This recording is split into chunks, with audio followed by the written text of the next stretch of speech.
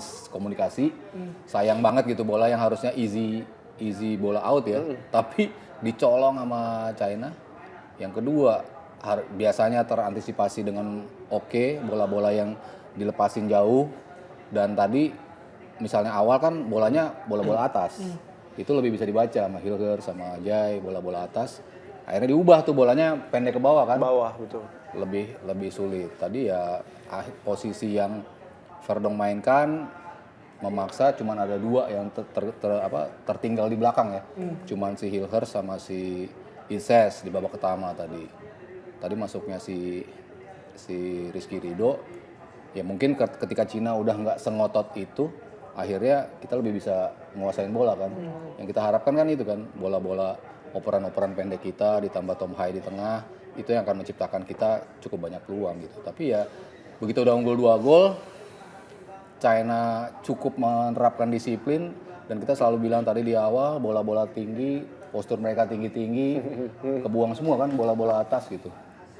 Memang harus bola bawah, crossing bola bawah tadi yang lebih membahayakan crossing bola bawah kan. Ya walaupun memang akurasinya nggak setepat itu gitu. Yang satu ke arah si Rafael tadi ya, cross dari kanan. Terus tadi juga bolanya jatuh dimanfaatin. Potensial banget itu tuh sebetulnya. Kalau nggak langsung ditembak tuh ya Bung ya. Dari samping tadi tuh. Cakep banget. Tapi secara taktik defense China pun juga sangat-sangat rapat, disiplin, mereka fokus menumpuk pemain. Tapi bahkan ada yang bilang parkir tank ini bukan parkir bus lagi. Nggak neko-neko lah, strateginya betul-betul mereka belajar. Yang gue khawatirkan tadi Cina kalah diajar habis-habisan, pasti mereka berbenah. Mereka bisa anticipate game kita mainin sepak bola seperti apa, dan mereka bisa execute itu. Mereka lagi pas banget, game plan mereka bisa tereksekusi. Setelah mereka unggul 2 gol, mereka tinggal sit deep defense, dan postur tinggi mereka akhirnya membuat kita lebih sulit untuk bisa manfaatin situasi. Dan secara psikologi mungkin setelah kemarin ada insiden di Bahrain, mereka harus ke Cina dengan perjalanan jauh. Kita tahu Cina pun juga di Australia lebih jauh lagi. Tapi mereka itu lebih jauh untuk pulang ke rumah. Kalau kita tandang lagi, itu menjadi salah satu faktor juga, Mas. Bisa jadi kelelahan pasti. Kalau international break itu bahkan sekelas Van Dijk aja juga pasti kecapean kalau main back to back games gitu. Pasti adalah sedikit nggak di level yang optimal yang kita mau gitu, performance-nya gitu. Jadi ya lemes banget ya. Sayang. Gimana Pak Ido? Peluang selanjutnya gimana? Jepang dulu ya berarti ya. 2 lawan berat loh. Jepang sama Arab Saudi. 15 November. 10-15 10-15. 10-15 lagi. Kalau salah 10-15 lagi. 15-19. 15-19. Iya, kayaknya 15-19. Iya harusnya. Gue sih kalau ngeliat lawan Arab, gue masih positif menang sih. Lawan Arab. Ya jadi must win game. Yang tadinya seri masih 50-50 ya sekarang ke belakangnya udah pasti must win game tuh. Cina, Bahrain, Arab Saudi, tinggal 3 itu kan. Mas ini rame juga di kolom komentar soal starting 11 yang diturunkan oleh Sintayong. Apakah karena tadi perjalanan jauh, fisik juga cedera yang menimpa timnas kita, menjadi rotasi itu harus dilakukan? Kalau Sandy Walsh kan emang awalnya isunya cedera kan. Jadi kenapa posisi kanan akhirnya jatuhnya ke Asnawi. Selain Jordi Amat, dari awal kan memang isunya Sandy Walsh mengalami cedera. Tapi dia ada dalam tim, tapi kita nggak tahu kondisi fisik dia seperti apa, kondisi kaki dia seperti apa untuk bisa tampil sejak start. Dan kalau kita bicara jujur, nggak sejelek itu Asnawi kan mainnya dia kekototannya masih ada. Upaya untuk bisa penetrate yang emang harus dilakukan oleh seorang wingback ya seperti itu. Tapi kan nggak melulu mulus untuk one on one lawan orang gitu kan. Pemain sekelas Messi lah masih juga suka nyangkut kan bolanya gitu. Ya apalagi sekelas Asnawi gitu. Tapi straying berapa kali, jarak antar lini yang akhirnya membuat kita tidak bisa megang bola terlalu lama di lapangan lawan. End passing yang harusnya mungkin bisa nyampe dengan enak, tapi karena jarak terlalu jauh jadi bisa diintercept. Itu mungkin beberapa poin-poin yang layak dikoreksi oleh timnas ya di pertandingan terakhir. Jarak antar lini. Kalau starting 11 kita nggak pernah bisa nebak sih STY itu mau nurunin seperti apa kan. Selalu kan kita ngomong kan, kayaknya bakal main begini lah, kok begini gitu. Dan tapi selama ini kan kita oke aja dan dia bisa mereparasinya di babak kedua. Tadi kebukti kan, setelah pergantian ada perubahan yang langsung bisa terlihat. Kerasa banget ya. 3 pemain yang wajib kita dimasukkan, pokoknya Tomai harus main duluan dah. Habis itu Marcelino, habis itu ini lah langsung 3-3-nya kan. Berarti emang pemain-pemain ini yang diharapkan bisa mampu menghadirkan perubahan. Dan betul mereka bisa menghadirkan perubahan gitu. Terakhir Pratama nih kayaknya butuh nih kan gitu. Arhan. Akhirnya nongol juga. Ya kan? Jadi ya emang pemain-pemain yang bakal bisa memberikan impact instan dalam pertandingan udah dimasukkan juga oleh Sintayong. Chance udah berapa kali create mulu, tapi ya itu begitu lo ketinggalan 2-0, lawan tuh pasti akan melakukan segala upaya untuk defense rapat, solid, ulur-ulur waktu, itu udah pasti. Itu di luar kendali kita kan. Mereka tuh pasti akan menerapkan itu. Lo udah unggul kok 2-0 gitu. Ya kita harus lebih kreatif untuk bisa masuk ke dalam ini pertahanan. Operan-operan one two yang berapa kali bisa nge-stretch mereka kan, betul kebuka gitu, baru bisa crossing masuk. Tapi kalau begitu lo dapet langsung mau crossing, udah pasti ketutup, mentok, udah pasti lebih gampang untuk dibuang bolanya.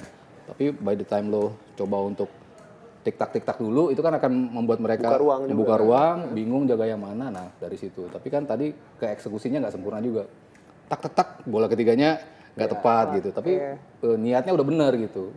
Untuk nge-stretch lini pertahanan lawan. Bung, tapi besok berhubung kita bakal ketemu sama Jepang yang istilahnya kata otomatis sudah pasti lolos gitu ya, otomatis lolos.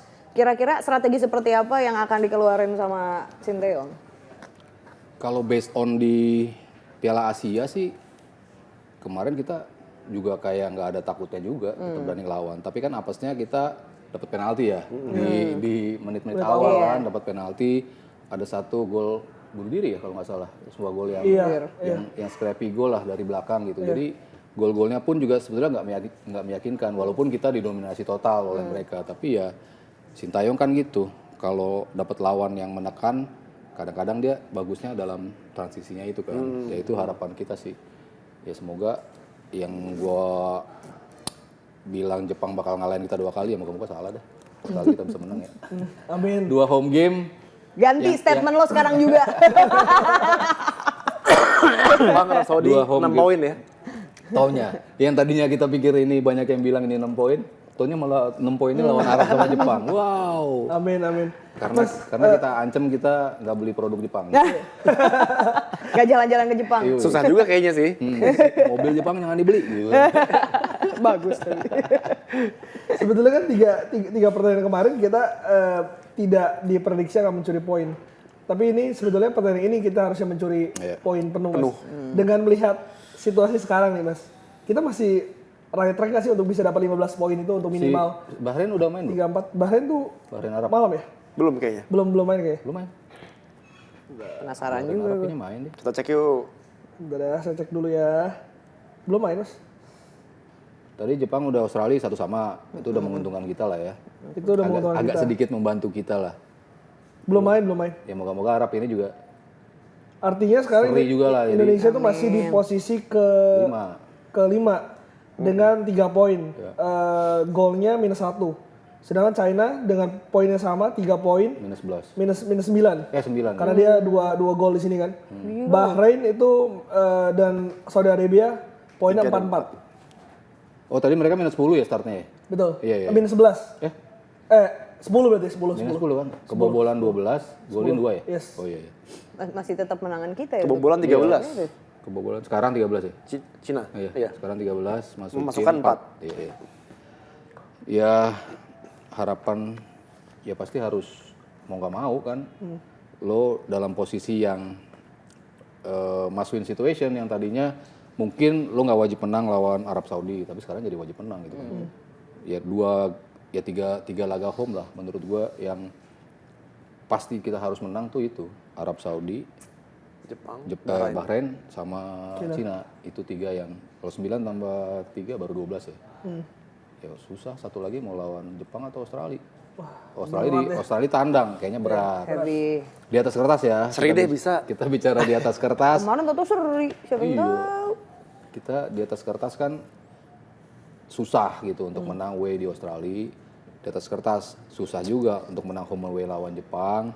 Tapi who knows gitu ya. Tiba-tiba ada keajaiban. Kejutan. Bermain, Tapi ini kita tuh bermain belum dengan- pernah kalah kan? sebelumnya Ini first time First kita time kita kalah. kalah nih. First time kita kalah di round 3 ya. di round 3. Bapak yang jago-jago kudu ngerasain kalah juga dikit. Iya. Dikit aja. Soalnya ini mainnya away juga, main away di supporter Kandang, seperti itu. iya. Terus ini bukan excuse ya, cuman perjalanan jauh, supporter, mereka juga tampil all out sangat baik. Tapi juga yang gue gemesnya adalah selain 2 gol memang gak ada peluang sama sekali ya mas? Iya. Sama sekali gak ada peluang. Ternyata Betul, depan gawang kagak ada yang jadi, satu pun semua pentalin lagi. Tapi memang kelebihan mereka itu mereka bisa memanfaatkan peluang. Memaksimalkan peluang yang ada. Tadi kalau dihitung shots ada berapa tuh mereka? Ada nggak statistik? Statistiknya belum keluar di sini ya. Kalau dihitung shots mungkin shots mereka nggak banyak ya. Teman-teman juga kalau mau ikutan diskusi nih boleh nih di kolom komentar. Boleh dong. Udah ada beberapa yang Shots Cina 5. Kita 14. Kok di two shot sih orang lagi mau kacau nih PD-nya. shot 5 ya, Pak Ido ya? Cina 5, kita 14. Dan secara ball position kita menang. Possession menang 76-24. Ya. 26, 76. Ball position kita. Shotsnya dia? Bukan 5 iklan, cuma. bukan iklan. Kita 14. Tapi masuk angin. Ya kan untuk pertama kalinya lawan bisa melakukan shots di bawah 2 digit. Sepanjang kita ikut selalu dibombardir dengan belasan shots ya, 2 digit shots lah ya. Tapi kita bisa menahan itu sekarang. Tapi yang kita shots juga kita lebih banyak dibandingkan lawan. Itu for the first time juga. Yeah. Artinya ada progres-progres juga. Tapi ya apa artinya kalau itu tidak berujung gol, tidak bisa memanfaatkan, mengoptimalkan peluang-peluang itu gitu. Ya sayangnya itu ketika lo sudah unggul atau sudah tertinggal 2-0, ya lawan otomatis jadi 2 kali lipat lebih susah untuk ditembus. Waktu jadi berjalan begitu cepat. Yang kemarin 9 menit kayaknya selamanya kan, ini 9 menit tahu-tahu udah 9 menit aja gitu. Iya. Itu di posisi tertinggal, di posisi lo unggul akan terasa sangat berbeda gitu. Dan ini yang harus kita rasakan dan ya menjadi reality check juga ya. Kita akhirnya bisa kalah juga. Ivar Jenner bisa dibilang menjadi pemain terbaik untuk laga malam hari ini.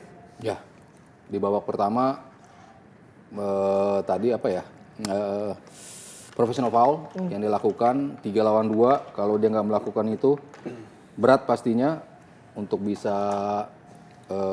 menjaga kestabilan ya. Harus memang dia lakukan sebuah pelanggaran. Tapi di babak kedua dia tahu ini 45 terakhir gua sebelum gua absen, udah main mati-matian, interceptnya berapa kali, operan one-two-nya juga enak, ke tengah, buka ruangnya juga enak. Jadi kayak jalanin perannya Hai ya? Ya, iya, betul. Dan itu juga menjadi catatan ya karena timnas kita tuh nggak punya backupan antara 3 ini nih. Iya. Hai, Jenner dan juga Nathan Choaon. Kalau 3 Hubner kan. Ya, Harusnya Hubner. satu lagi Hubner ya. Tapi kan kalau cedera ya. Opener ya? Ya. Mas, soal striker juga masih menjadi catatan nih. Inkonsistensi itu belum ada. Kita belum punya pemain yang bisa betul-betul diandalkan di lini serang. Tapi berapa banyak bola yang didapat sama Strike? Berapa banyak bola yang didapat sama Ragnar? Nyaris nggak ada juga tadi kan. Jadi mereka harus mengkreasikan peluang itu sendiri gitu. Sementara yang harusnya menyuplai itu tadi ya entah kepotong, entah ke intercept, emang nggak berjalan. Offense kita nggak berjalan sebagaimana mestinya gitu. Terutama di sepertiga terakhir. Aduh, Masuk angin bro. aduh. Ini si Jennifer masuk angin, Jennifer. Masuk angin nih, JJ, sorry. JJ Saya apa kalem Jennifer? dulu ya. Si JJ. Mas, ini juga ada yang bilang soal Sintayong tadi ya, yang banyak nih yang mengkritik Sintayong dalam pertandingan kali ini. Tapi apapun itu, ini sepak bola ya mas. Maksudnya kita bukan tim juara dunia, kita ini peringkat 129, kita bermain baik, tapi ada kalanya juga kita bermain sedikit buruk atau buruk gitu.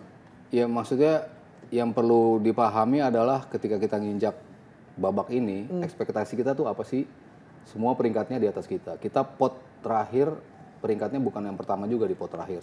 Sementara semuanya peringkat pertama di pot masing-masing. Pot 1 paling tinggi Jepang, pot 2 paling tinggi Australia, pot 3 paling tinggi Arab, pot 4 paling tinggi Bahrain. Nah, kita Pot 5 paling tinggi Cina. Nah, kita udah di pot 6. Jadi secara kualitas di atas kertas memang semuanya tuh mereka di atas kita kalau dari sisi peringkat ya. Iya. Lalu ya beberapa pertandingan akhirnya kita jalani kok lebih bagus nih dari ekspektasi nih. Jadi kan otomatis mungkin publik men-set, wah kita bisa nih gitu. Iya. Padahal kan sebetulnya belum. Cuman kita mendapatkan hasil yang bagus gitu di 2 pertandingan pertama ditambah pertandingan terakhir semakin mendekati sebuah kemenangan gitu kan. Tapi ya begitu ketemu China yang tadi kita di awal juga bahaya nih Cina nih karena mereka sedang terluka, mereka butuh gol, mereka butuh apapun untuk bisa memenangkan pertandingan ini, mempertahankan pelatih mereka, mempertahankan dukungan publik. Jadi mereka akan mati-matian. Nggak dapat peluang emang, cuma dapat 2 peluang tapi dua-duanya bisa mereka execute. Itu sih. Menyebalkan sih. Inilah Gemes sepak gitu. bola ya. 2 peluang 2 gol. ingat bolanya itu bulat guys. Betul. Everything could be happen. Dari kemarin mungkin kita di atas angin udah kalau nggak seri bisa membuahkan kemenangan gitu Terus ya. langsung ekspektasinya ke switch, Ke switch. peringkat kedua kan nggak Benar, juga. nggak mungkin. Kita tetap Bener sih. realistis. Yang make sense aja. Tahan dulu guys. Realistisnya Ekspektasi memang lo. di 34 gitu. Benar. Nanti begitu makin kita berangan-angan tinggi jatuh sakit gitu kan. Sakit, benar. Nyalah-nyalahan. Iya. Nah itu berarti apa ekspektasi apa yang harus Manage. di manage untuk timnas fans timnas kita? Iya, ini pertama kali kita sampai ke detik ini. Memang ada peluang untuk bisa masuk ke Piala Dunia. Memang squad kita jauh lebih membaik dibandingkan sebelum-sebelumnya. Jauh lebih lengkap amunisi kita gitu. Jadi wajar berekspektasi gitu. Cuman kan ekspektasi kita dan juga tim pelatih sendiri ada di peringkat 34. Karena 1-2 kan kita langsung mikir ini milik Jepang sama Australia lah. Atau Jepang sama Arab Saudi. Tapi sekarang kayaknya ngelihatnya Jepang sama Australia gitu kan. Karena Arab Saudi sedang turun gitu. Ya kita memang bicara di 34 gitu. Dan kesempatan itu di poin 14 bahkan waktu itu kalau nggak salah 2 Piala Dunia lalu atau ini ada di poin 12 tuh bisa lolos di peringkat 34 gitu. Ya kita maksudnya masih sampai ke situ kan di peringkat 34 baru setelah mereka hilang nanti kita bertarung lagi dengan peringkat 3-4 lagi. 34 yang lain untuk mendapatkan 2 tiket di situ. Jadi ya itu sebetulnya target yang lebih realistis buat kita. Cuman ya kalau ternyata bisa langsung, ya kenapa enggak? Mungkin itu kan yang dipikirkan oleh banyak orang dan diinginkan oleh banyak orang. Siapa tahu kita bisa peringkat 2 nih setelah kita bermain bagus di 2 pertandingan pertama. Tapi kan apakah lawan akan bermain tidak sempurna juga nanti? Apakah kita akan main bagus terus di pertandingan-pertandingan berikut kan? Nggak tahu juga kan, harus lihat form of the game di setiap pertandingan gitu kan. Pertandingan-pertandingan kayak gini kan bakal terjadi gitu. Cina manfaatin 2 peluang yang mereka punya jadi gol. Kita begitu banyak peluang nggak jadi gol. Jadi ya dukung yang pasti, nikmati setiap prosesnya dan jangan mencari siapa yang harus disalahin gitu. Kevin Dix, Pasti Sintayong punya pertimbangan untuk menghadirkan starting 11 dia gitu. Bentar ada yang nanya tapi ini juga bagus sih barusan. Kenapa STY tetap maksa mainin starting line up yang baru? Kenapa nggak stick aja sama yang kemarin? Ya itu yang sejak awal kan kita selalu bilang ya, gue nggak pernah bisa nebak lo Sintayong akan mainkan siapa gitu. Gue pikir Rizky Ridho pasti akan main. Gue pikir Malik Rizaldi akan main based on performance mereka di pertandingan sebelumnya. Gue pikir Tom Hai udah pasti start lah ya, Tom Hai gitu. Tapi ya waktu lawan Australia Tom Hai juga nggak start kan, waktu di sini kan main di Jakarta Tom Hai nggak start. Walaupun banyak yang bilang setelah dia di Arab kayaknya mengalami cedera, makanya mau dimaksimalin di 20 menit terakhir lawan Australia. Which kita meng-create chance waktu 20 menit terakhir. Bisa jadi dia akan digas di babak kedua. Kan pertimbangan STY mungkin seperti itu gitu. Dan setiap keputusan dia, apapun hasilnya, kita selalu, oh iya benar juga ya keputusan dia. Kita selalu bisa seperti itu. Dan kalaupun mungkin nggak berjalan di babak pertama, di babak kedua pasti ada reparasi yang coba dihadirkan oleh Sintayong. Dan selalu works gitu. Untuk bisa mengubah permainan. Bahkan sebelum terjadinya babak kedua dari game situation aja bisa berubah gitu. Ini perubahan pemain, kita mendapatkan peluang yang lebih banyak gitu. Tapi ya balik lagi tadi, begitu Cina udah unggul 2-0, jadi lebih sulit buat kita untuk bisa back in the game gitu. Walaupun kita nyoba Udah kejauhan ya. banget, udah 2-0, otomatis ya lu akan ketemu tembok yang semakin tebel. Nah sekarang berarti perjalanan makin akan semakin sulit dan lawan-lawannya juga kan Jepang kita belum ketemu 2 pertandingan lalu Arab, sedangkan ekspektasi publik tampaknya ini melihat timnas kita ini sudah langganan Piala Dunia gitu kalau yang gue Seolah-olah ya. dengan yang gue lihat komentar ini ramai banget di komentar kita yang mengatakan evaluasi lah, introspeksi lah, STY out lah dan lain-lain. Gimana Mas? Dukungan seperti apa sih yang harus diberikan sebetulnya positifnya kepada timnas kita? Belagu-belagu pada main mentok di tarkam aduh. Mana sih? Kasih pencerahan Mas Aryo. Iya, ya kita kan berada di posisi ini kan sudah sebuah langkah yang lompatan yang jauh yang tidak pernah kita bayangkan sebelumnya kita sampai di level ini. Kita sudah bisa sampai ke level ini. Squad kita sudah bisa dibenahi. Gaya main kita sudah berubah jauh. Kita nggak lagi yang panik ketika ditekan, dikit-dikit long ball, bola-bola yang deket-deket kita. Gini yang masih kan berapa kali dari dulu kita nonton bola kan ada gregetannya kan. Tapi ini bukan tipe gregetan yang kayak gitu kan. Gregetan aduh dikit lagi, lebih pada yang hal-hal positif. Jadi sebenarnya kan kita melakukan progres dengan timnas kita ya. Balik lagi kita bicara timnas gitu. Ntar orang bilang sepak bola kita liganya masih berantakan, nggak ada hubungannya liga sama timnas. Kita lagi bicara timnasnya dulu nih. Timnasnya sudah on the right track. Kenapa kita sebagai bangsa ya harus kita dukung. Pelatih lo sekarang Sintayong, materi pemain lo sekarang ini, termasuk Asnawi, termasuk Witan, ya semuanya tuh satu paket untuk bisa meloloskan kita ke Piala Dunia. Kalau lolos, mereka juga kok yang meloloskan part of the team gitu. Dan kita juga yang bangga ya? Kita juga yang bangga kan. Kalau saling itu, lo gak akan pernah tahu dampak yang akan lo hadirkan dengan mencaci, mengitu, segala macam lah. Terhadap masing-masing individu gitu. Ya memang mereka orang profesional yang harusnya bisa melewati itu dengan ya cara mereka lah ya. Cuman kan kita nggak pernah tahu kan. Tetap manusia. Iya, battle yang dihadapi setiap individu kan kita nggak pernah tahu gitu kan. Jadi Jempol-jempol jahat kalian tuh mengganggu psychologically para pemain. Jadi please sangat isinya tuh dukungan Positif hal-hal aja lah. baik gitu. Positif aja. Benar. Nah, setelah Kevin Dix, siapa lagi nih yang benar-benar urgent untuk diisi pos mana nih? kalau yang sebetulnya dicari-cari kan memang striker ya. Number 9. Pak Erik pasti ngomong juga kan. Untuk saat ini diasporanya kok belum ada ya yang pas kan untuk striker. Mungkin 2 yang paling sering dihubungkan kan Ole sama Mauro. Mauro udah titik terang kayaknya karena dia udah ngomong bahwa gue mau. Sementara Ole hingga detik ini kan belum pernah ada statement dari dia bahwa dia mau pindah. Sementara yang lebih kita incer sebetulnya si Olenya kan. Si Mauro bagus tapi he's too young gitu kan. Mirip-mirip sama si Raven juga gitu. Lebih muda dikit dari Strike gitu, tapi dia tipikal sama-sama bomber sih. Sama-sama dua-duanya number 9. Mungkin kalau kita mencari missing link yang masih dibutuhkan ya memang nomor 9. Dan tengah juga kreatif kayaknya masih butuh ya? Masih belum sempurna juga ya. Maksudnya yang sama dengan Hai kan belum ada ya yang persis sebagai playmaker pengatur serangan yang kayak Hai kan nggak ada. Tapi Janner sama Hubner kan masih bisa saling berganti tuh. Janner main, Hubner main, Janner enggak kan sebetulnya sama tuh gayanya. Tipikalnya sama. Gaya tipikalnya sama. Nathan ya versatile bisa di mana-mana gitu. Cuman yang punya kemampuan sekomplit Hai terutama untuk sisi offense kayaknya belum ada yang sama. Jadi ketika di absen mungkin agak terasa dikit lah perbedaannya ketika dia ada dan nggak ada gitu. Kevin Dix akan kemungkinan akan bermain mungkin masih di Maret. Tapi kalau misalkan nanti bisa dimainkan melawan Jepang dan Arab Saudi di Jakarta, ini apakah akan memperkuat lini pertahanan kita, Mas? Memperkuat pasti ya. Kalau Dix kan emang levelnya lagi-lagi. Kalau udah bicara pemain yang main di Liga Champion, lawannya kan City, cuy. Lawannya Foden, Højlund, Kane, tipe-tipe lawan yang biasa dihadapi di Eropa tuh seperti itu. Jadi ya pasti dia punya kemampuan itu.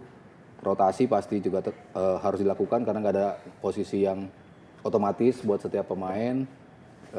Reinders atau Hilgers tadi ternyata bisa digantikan sama Rido kan dengan game yang hampir sama bagusnya juga kan. Rido tadi main luar biasa. Rido keren banget ya. Dix kan pasti juga bisa menggantikan. If something happens to Itses, ya Dix bisa ada di situ. Verdong kok kayaknya kurang ya kalau dia JB kiri menurut gue ya. Dia lebih bagus di wing. Di wing kiri gitu karena dia bisa lebih eksplor ke depannya gitu. di CB kiri. Cuman karena dia kidal, mungkin itu yang dibutuhkan Sinteyong di CB kiri.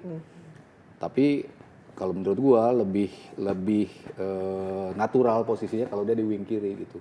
Makanya di posisi itu ya Dix juga bisa masuk di posisi itu. Kalau nggak misalnya kita butuh DM1, ya dia bisa jadi DM-nya.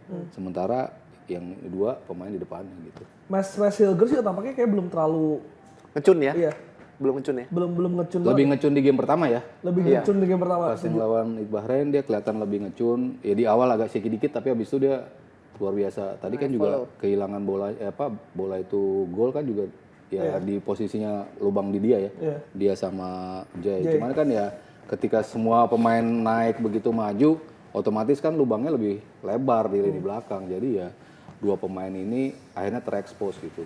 Karena begitu besar area yang harus mereka cover. Rumput terakhir. Rumput GBK. Kata rumput ntar dulu belum siap gue. Makanya jangan ditanam di sono.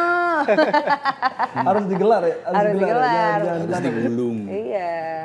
Tapi kenapa sih rumput tuh selalu menjadi biggest issue untuk setiap game yang ada di GBK? Itu udah berkali-kali, kenapa nggak menjadi sorotan utama gitu? Bingung gue. Iya rumput karena tim kita semakin bagus mainnya kalau rumputnya bagus. Iya kan gaya permainan Benar, sekarang benar, menuntut benar. rumput bagus memang. Benar. Jadi ketika di away games kan kelihatan kok kita bisa lebih jalan ya mainnya ya karena memang rumputnya Nggak berundak-undak ya. ngalir. Kan waktu itu sempat cerita ya si Mark Klok kan bilang benahilah infrastruktur kita ngoper 5 meter tapi pantulannya 5 kali gitu kan. dung gitu untuk nyampe ke orang. Jadi kan susah juga untuk lo memainkan sepak bola fluid kalau rumputnya enggak. Coba dibenahi. Kemarin sih coba dibenahi tapi ya tadi yang gue bilang rumputnya ditanam masih belum nempel banget akarnya. Belum kuat di akar ya. Angkat full jadi kayak duduk gitu kan. Jangan lapangannya Persib lebih bagus daripada GBK. Kalau yang paling bagus sih Bung Tomo Gelora sebenarnya. Bung Tomo. Bung Iya, Tomo, ya. rumput the best tuh di Tapi situ. kata Arya tuh Bung Tomo secara kapasitas tidak sebesar GBK. Tidak Dan semenguntungkan satu GBK. lagi Tidak kalau semenguntungkan GBK. game di Bung Tomo bau sampah. Kacau. Mas, ada pertanyaan nih dari Noval. Setelah hasil ini kira-kira STY bakal pakai line up ini atau bakal line up eksperimen lagi? Tapi STY akan bereksperimen terus. Pasti Dia tuh akan eksperimental to the max. Iya, dan maksudnya oke ini kita kalah. Tapi kemarin lagi kita dapat 3 poin dari Arab Saudi, Australia dan juga Bahrain. Kagak lu protes tuh eksperimennya Sinteyong. Iya, eksperimen. Lebih ke ngecoh lawan kayaknya ya dia. Ya. Iya, dan juga dengan nomor-nomor yang berubah terus. Nomor kan? berubah Iya kan? terus. Itu juga salah satu kiat STY untuk mungkin orang nggak bisa ngapalin nih. Ini pemain bule-bule nih sama nih bule juga semua kali-kali bingung gitu kan. Shane sama Tiap match baru lagi siapa lagi nih gitu. Iya, kemarin tuh baru lagi nih. Ada juga dari si Munah nih Mas. Pertandingan kali ini tambahan waktu 9 menit. Pas menit 99 udah disemprit kok. Masih banyak adegan guling-guling. Lah kemarin waktu lawan Bahrain 6 menit jadi 9 menit itu tapi belum disemprit. Ya itu masing-masing wasit kan saya bilang interpretasi masing-masing wasit tuh pasti akan menghadirkan kontroversi kok. Ini gue kasih gambaran ya. UEFA itu tahun lalu kalau nggak salah mereka tuh mengadakan rapat. Mengadakan rapat perkumpulan antara mantan pelatih, mantan pemain, wasit. Lupa gue nama perkumpulannya apa. Ada sekitar 100 orang yang berkumpul, Mourinho, Pep Guardiola, Ancelotti, Zidane, pemain-pemain dan pelatih yang sudah in the business for 20-30 tahun di lapangan, ditaruh skenario. Menurut lo itu pelanggaran atau handball? Terbagi dua, 50-50. Orang yang sudah 20 tahun di lapangan bola aja terbelah ininya, persepsi mereka masing-masing. Menurut gue itu foul, menurutnya enggak. 50-50, komparasinya bisa seperti itu. Apalagi yang cuman baru nonton bola berapa tahun gitu kan, berapa bulan baru coba ngikutin bola. Itu kan pasti terbelah gitu loh. Jadi masing-masing wasit apalagi diberikan kebebasan untuk menginterpretasikan on field keputusan on field decision tuh sekarang lebih dipentingkan.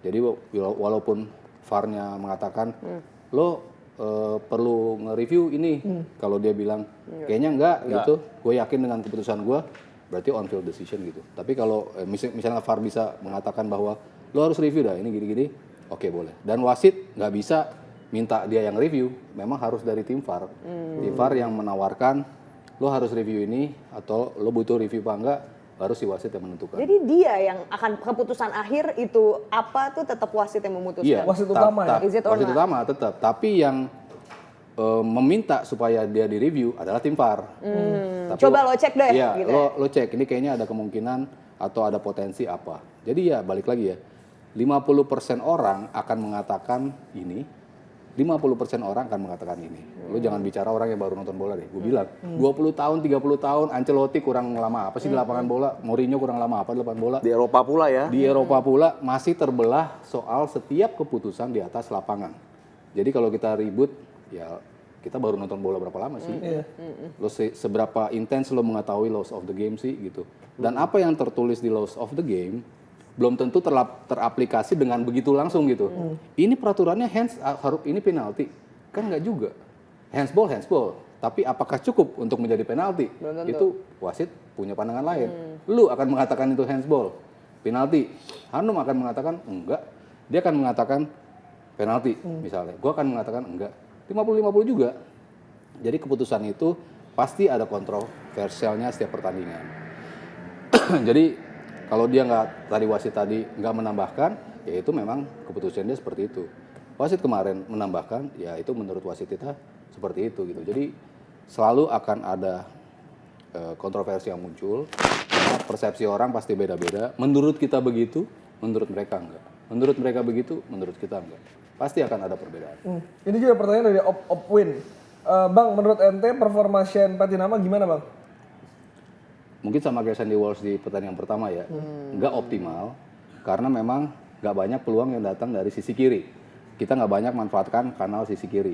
Sementara Sandy Walsh karena Bahrain menekan banyak di babak pertama, jadi kurang kelihatan juga. Jadi mungkin kasusnya ketika lo nggak terlihat aktif dalam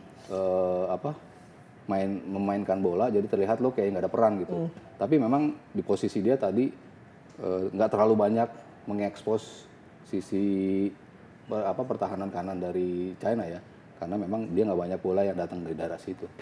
Mostly dari kanan semua kan dari nyerang, Witan, Asnawi.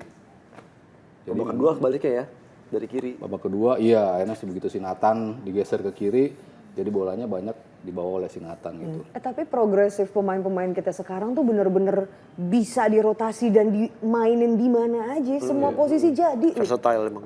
Ya Arhan kan biasa di kiri, tadi di kanan. Kanan. Jalan. Ya walaupun kalau ngumpan harus pindahin kaki dulu Tetap di kiri. ya.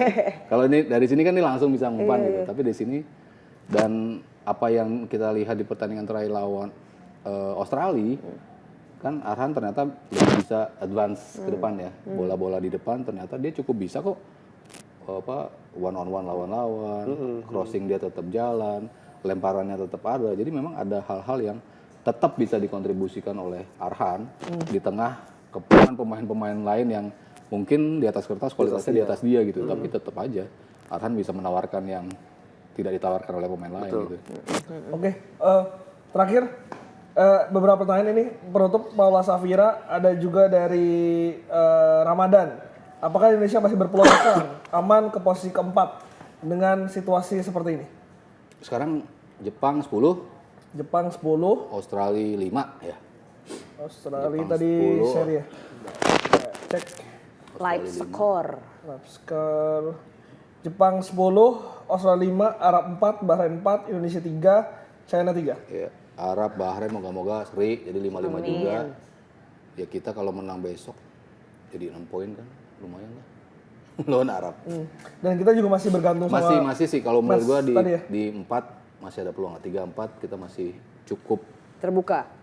terbuka. Bisa lah, walaupun 3-4. tidak seterbuka sebelumnya tapi tetap terbuka menurut gua sih. Oke, Pak Ido, ada yang mau ditambahkan? Ini doang nih terakhir nih. Apa tuh? Indonesia kerasukan MU. Kerasukan Tottenham. Aduh malu gue. Sebagai fans MU silakan. Kan gue udah bilang Manchester saya. is blue. Aduh, malu saya. Aduh. Oasis reunian makin menang mulu City. Baru jadi kemana-mana ini. Iya. Mas Arsenal, Mas Liverpool. Wah, ini kita Empat klub besar. Inggris. Oke, Pak Ido, Mas Sabto, Yes. Hanum, Ya. apapun itu kita tetap bangga sama Iya. timnas Bangga kita banget. ya. Keras Bangga banget, banget. Banget. Pesan gue jangan ada yang menghujat, jangan mencari Iya, kambing jangan. hitam. Please no. Everybody tried their best tadi di lapangan. Jadi supporter yang bijak, Ya dong, harus bijak dong. manfaatkan jari-jari kalian. Betul. Dukung terus timnas. Dan kalau nggak ada fighting spirit, mereka juga nggak akan bisa 1 gol tadi di menit 86 ya. Mereka tetap menyerang, mencoba dan kita harapkan GBK, penuhin GBK, kita juga nanti akan live reaction lagi. Dan Yes. semoga ya kita bisa mendapatkan kemenangan pertama seperti Cina pada malam hari ini. Amin. Pokoknya Amin. terus semangati timnas, jauhi jempol kalian kalau lagi emosi dari Instagram para pemain timnas karena yang mereka butuhkan adalah sekarang dukungan kita semua dan doa. Besok Positive kita vibes. akan menyaksikan kemenangan Indonesia, amin ya robbal alamin, di games melawan Arab Saudi. Dan nanti juga jempol kalian karena Hanum besok akan bad mood Indonesia kalah hari ini. Iya, ini kacau. Jangan senggol-senggol Hanum kalau nggak mau dimarahin. Jangan.